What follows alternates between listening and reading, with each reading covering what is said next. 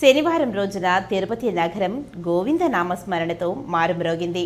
తిరుపతి నగరంలో మరింత ఆధ్యాత్మిక శోభను పెంచడానికి ఇటు స్థానికుల్లోనూ అటు భక్తుల్లోనూ భక్తిభావాన్ని మరింత పంచాలన్న సంకల్పంతో స్థానిక భజన మండలి కళాకారులు ప్రతి శనివారం నగరంలో గోవిందనామ సంకీర్తనలు చేపడుతున్నారు. అందులో భాగంగా ఉదయం 5 గంటల నుంచి దాదాపు 100 మంది భజన మండలి కళాకారులు భక్తులు తిరునామాలు ధరించి సాంప్రదాయ వస్త్రాలతో మంగళ వాయిద్యాలు తప్పెట తాళాలతో నగరంలో గోవిందనామ సంకీర్తనలు ఆలపించారు.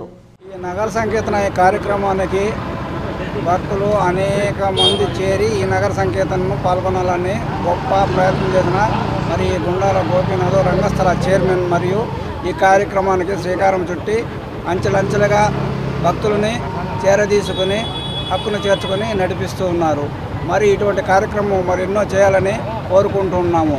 మరి ముఖ్యంగా మనము వేకువజామున అంటే బ్రహ్మముహూర్తంలో 4-5 గంటలకే వారి స్నానపానాలు చేసుకొని ఈ జ్ఞాన నది అనే దానికి అశేష జనంగా మరి ముఖ్యముగా ఈ గోవిందరాజుల నగర సంకీర్తనకు పాల్గొంటున్నారు ప్రత్యేక ధన్యవాదాలు తెలుపుకుంటున్నాము. ఈ యొక్క కార్యక్రమం మరింత అభివృద్ధి దశలో నడిపించాలని కోరుకుంటున్నాము.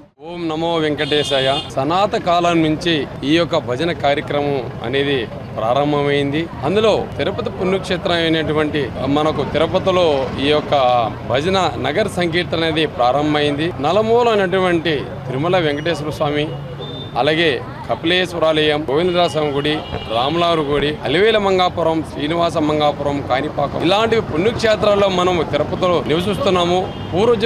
పూర్వజన్మ పుణ్యము సుకృతం అని అనుకుంటున్నాను. ఈ యొక్క నగర సంకీర్తన 150 మంది స్టార్ట్ అయ్యి ఇంకా భక్తులు రావాలని 300 మందితో, అదేవిధంగా ధనుర్మాసం మనకు సోమవారం 16వ తేదీన స్టార్ట్ అవుతుంది. వచ్చే శనివారం ఇంకా ఈ యొక్క నగర సంకీర్తన ఇంకా అద్భుతంగా జరుగుతుంది.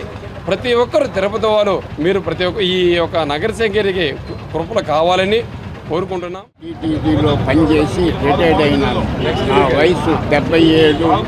ఈ వయసులో కూడా ఈ భజన కార్యక్రమానికి వస్తున్నానంటే నాకు ఎంతో ఆనందంగా ఉన్నది. ఈ దయతో ఇట్లే ఎప్పుడు భజనకి వస్తూ ఉండాలని నేను ఆశిస్తున్నాను.